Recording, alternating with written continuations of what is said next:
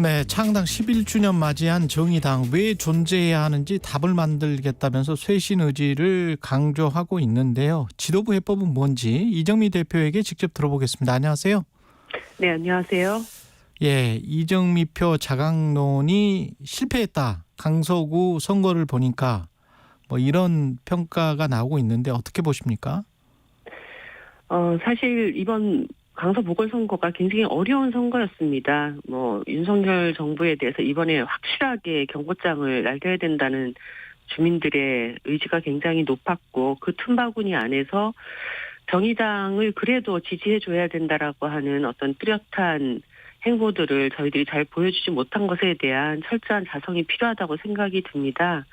근데 이제 자강론이라고 하는 것은 하나의 과정입니다. 우리 당이 무엇을 하려고 하는 당이냐를 명확하게 보여주어야 그 중심을 세워놓고 또 폭넓은 연대연합도 가능하다고 생각이 들거든요. 사실 양당에 동의 안 하는 중도층들이 상당히 있지만 단순히 그 양당 바깥에 있다는 그 사실만으로 그 양당을 지지하지 않는 분들이 다 또 결집하는 것은 아니라고 봅니다. 그 당이 투자할 만한 어떤 가치가 있는지, 어떤 비전을 가지고 있는지 이런 것들을 보여드려야 하고 그것을 찾아나가는 과정에 지금 있다. 저희들은 이렇게 생각을 하고 있습니다. 두 가지로 나누셨단 말이죠. 그러니까 강서구 같은 경우는 확실한 경고장을 윤석열 정부에게 보내줬다. 근데 정의당을 지지하는 세력은 분명히 어딘가에 중도에 존재를 한다. 중도 양당을 다 지지하지 않는 세력이. 근데 확실한 경고장을 보내주는 거하고 정의당을 지지하는 사람들하고 겹칠 수도 있지 않습니까? 예, 그렇습니다. 사실 이 양당 체제 안에서 정의당의 입지는 항상 그 위협을 받아왔고 어려움을 가져왔습니다. 그런데 한때는 이 진보 정치가 그래도 우리 사회에 대한민국에 꼭 필요한 정당이기 때문에 그 과정에서도 이 당을 일단 투자를 하고 키워줘야 된다라고 하는 마음들이 움직여 왔다고 생각을 하거든요. 그런데 기존의 정의당에게 지지를 보내셨던 분들 중에서도 상당히 많은 분들이 이번 보궐선거에 선택하지 않았던 것은 소위 정의당에게 우리가 그래도 지속적으로 지지를 보내주고 투자를 해야 된다라고 하는 그런 유인을 저희들이 더 만들어내지 못했던 측면들도 상당히 있다고 보여집니다. 민심은 정부에 대한 확실한 경고장이 우선순위였다라고 분명히 말씀을 하셨는데 진보 전체의 효용성이 확실한 경고장과 어떻게 중첩되지 않으면 그러면 민심도 이쪽으로 진보 정치의 효용성 쪽으로 오지 않는 거 아니에요? 우선순위가 민심이 확실한 경고장이라면? 네. 사실 거대 양당들이 서로가 서로를 심판하는 선거들을 계속 해왔습니다. 그런데 그 과정에서 사실 이제 정의당과 같은 정당, 이 정당에 대해서 그래도 저 정당을 좀 살려놔야 된다라고 하는 마음 한편에 국민들의 요구도 좀 분명히 있었다고 생각이 들거든요. 그리고 이번에 보궐선거 결과를 보셔서도 알겠지만 국민들 입장에서 이번 선거에서 국민의힘이 이길 거라고 생각하시는 분들은 그다지 많지 않았습니다. 제가 거리에 나가봐도. 그래서 압도적으로 민주당이 이제 승리를 하지 않았습니까? 그럴 때 그 과정에서도 민주당은 이번 판에 심판 선거가 됐고 승리를 했고 하지만 또 일정하게 정의당도 지지해줘야 된다. 이 마음을 끌어내는 그것이 지금 이 양강 구도 사이에서 정의당이 해야 될 굉장히 어려운 그 과정인데 이것이 이번에 충분하지 못했다라고 하는 것이 드러난 것이죠.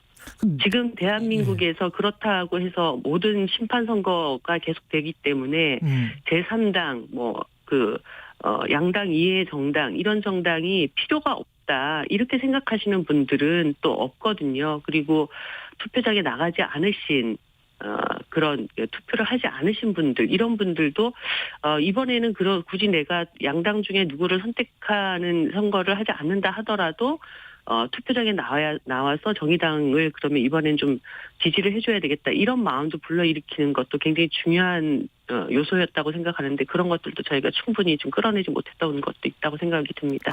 그 외부 환경이 굉장히 좀 어렵다 그 말씀은 맞는 것 같은데 그럼 내부적으로는 문제가 없었습니까? 내부적으로는 저희가 이제 제가 당대표 취임한 지 1년이 되었고 예. 사실 굉장히 위기 속의 정의당을 다시 이제 일으켜 세우는 역할이 저에게 주어졌습니다. 그런데 정의당 10년 역사 속에서 뭐 앞으로 진보 정치의 미래를 어떻게 그려갈 것인가 이런 것들도 좀 뚜렷하게 세워나가고 당내에 그 미래에 대해서 생각하시는 어떤 방향성들이 이견이 상당히 있는 당원들 그리고 당내 어떤 그 의견 그룹들 이런 분들의 의견들을 하나로 좀 모아내서 뭔가 당이 좀 국민들 앞에 저 당이 뭔가 이렇게 뚜렷한 방향을 갖고 함께 잘 움직여가고 있구나 이런 것들을 잘 보여드리지 못하고 어떻게 보면은 당내 여러 가지 이견들이 계속 충돌하는 모습들 이런 것들을 보여드려 왔던 과정 이런 것들 속에서 저 정의당이 지금 어떤 길로 가려고 하는지 이런 물음표를 계속 만들어 왔던 이런 과정들도 이번 보궐선거에 분명히 반영이 되지 않았을까 그런 생각이 듭니다. 이런 말씀 드리는 게 약간 좀 죄송스럽습니다만 김창인 전 청년정의당 대표는 정의당 갈등봉합 첫 단추가 대표 사퇴다. 이렇게 네네. 지금 주장을 하고 있고 천호선 전 정의당 대표는 정의당 지역위원장들 중에서 사회민주당으로 오겠다고 고민하는 사람들이 있다. 네. 뭐 어떻게 보세요? 글쎄요, 지금 당의 해법에 대해서 여러 가지 갈래의 의견들이 나오고 있습니다. 네. 사실, 김창인 전 그 대표가 그런 요구들이 있고 나서, 저도 여러 가지 해법에 대해서 고민을 안 해본 것은 아니지만, 일단 당의 의원단 회의라든가, 그리고 강요시도당, 연석회의, 강요시도당 위원장들의 연석회의, 이런 과정을 통해서, 지금 당장은 사퇴가 해법이 아니라 당이 다음 길을 어떻게 갈 것인지에 대한 매듭을 일단 짓는 것이 필요하다. 이런 요구들이 있었고 원래 저희들이 11월 달에 이제 재창당 대회를 앞두고 있습니다. 그래서 저도 그 재창당 대회까지 당내 여러 가지 이견들을 좀 하나로 모아 나가고 애초에 정의당이 이야기를 했던 우리 시대의 가장 큰 마주하고 있는 위기들에 대한 해법을 제시를 하고 그 속에서 당의 중심을 세우고 나서 총선 과정에서는 더 폭넓은 연대연합의 길을 통해서 총선에 어떤 돌파구를 찾아 나가는 이런 해법까지는 제가 무슨 일이 있어도 만들어 놓겠다 이렇게 약속을 드린 바가 있습니다. 더 넓은 연대연합의 길을 말씀을 하셨는데 그 천호선 전 정의당 대표 사회민주당 지금 사무총장이죠. 진보의 세속화를 주장을 하고 있단 말이죠. 이거하고 더 넓은 연대연합의 길은 맥락이 같은 것 같은데 어떻게 보세요? 진보의 세속화라고 하는 그 자체는 예. 소위 진보 정당이 자신의 가치를 분명히 지키면서도 그러니까 우리만 옳다는 식의 등대 정당을 하지 않겠다는 현실주의 정치라고 생각을 합니다. 그리고 이것은 정의당이 창당할 당시에 우리는 대중적인 진보 정당으로 나아가겠다. 이 선언 속에 이미 그러한 의미가 다 담겨져 있었다고 봅니다.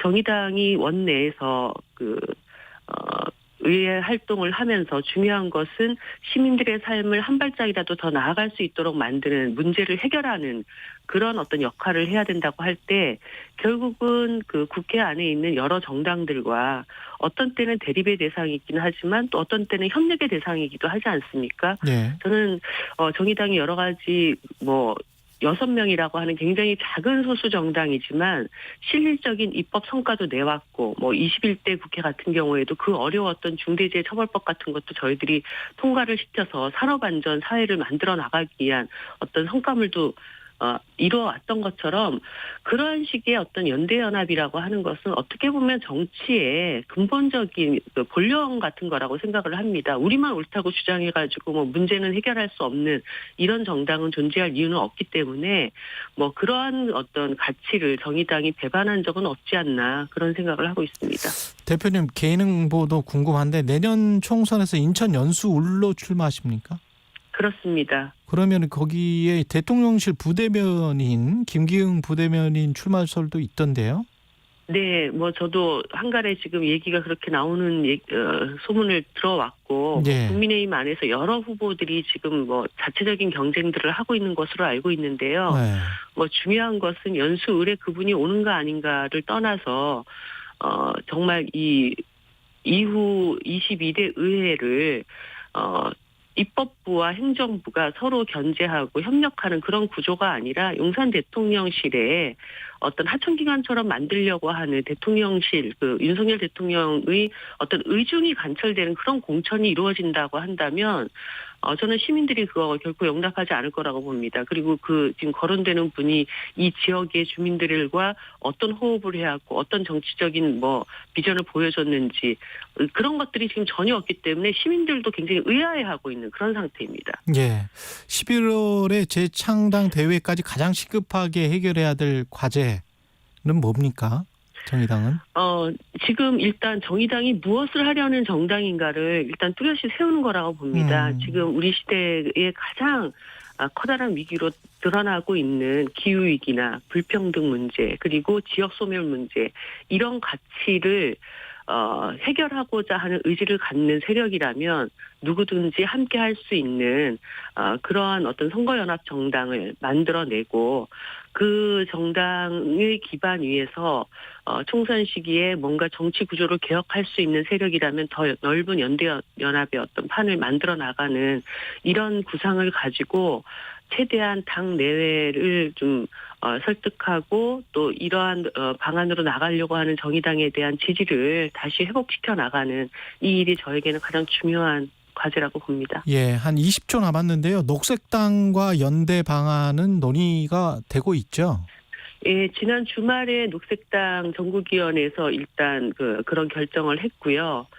저희들은 11월 5일 날 전국위원회가 있습니다. 그래서 지금 녹색의 가치를 함께 22대 국회에서 실현해 나가면서 생태 환경에 대한 사회적 과제를 의회 정치 안에서 풀어나가고자 하는 이런 프로세스를 잘 진행해 보려고 합니다. 예, 여기까지 듣겠습니다. 지금까지 이정미 정의당 대표였습니다. 감사합니다.